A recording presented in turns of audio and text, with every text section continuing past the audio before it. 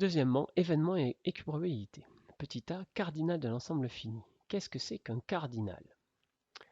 Le nombre d'éléments d'un ensemble fini est appelé cardinal de cet ensemble. Ok, petite explication.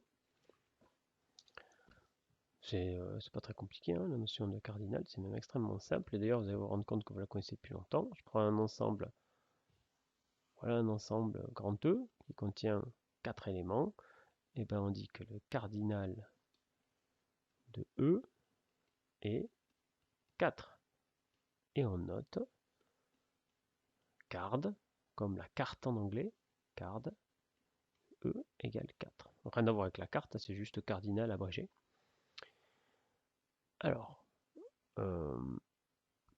en grammaire,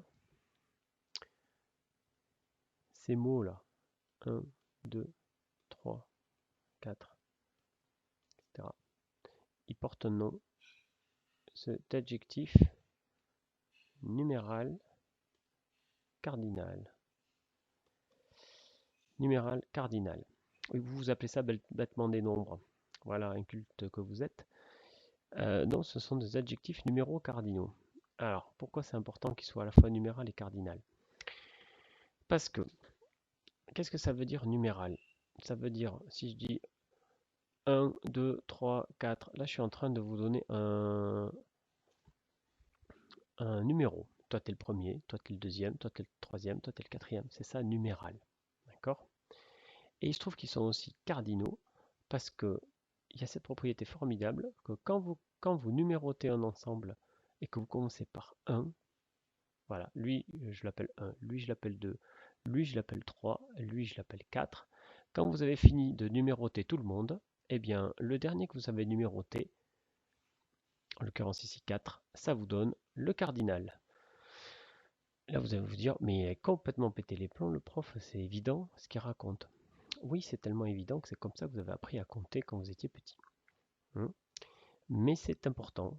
Ça veut dire, je sais que c'est une évidence, et tant mieux que ça reste une évidence, mais retenez bien, quand on veut déterminer combien il y a d'éléments dans un ensemble, on commence par numéroter par 1. Si vous commencez à numéroter à 0, alors toi tu es le numéro 0, toi tu es le numéro 1, toi tu es le numéro 2, toi tu es le numéro 3, ben vous voyez à la fin vous ne trouvez pas le cardinal. Et il y a plein de fois où on va numéroter en commençant par 0, notamment l'année prochaine quand vous étudierez les suites numériques.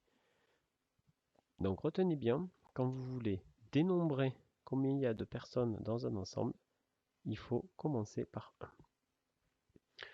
Mis à part ça, j'ai rien d'autre à dire sur le cardinal. C'est extrêmement simple comme notion. Alors maintenant, soit E a un ensemble fini de cardinal n. Voilà, je ne sais pas combien il y a d'éléments dedans, mais il y en a n.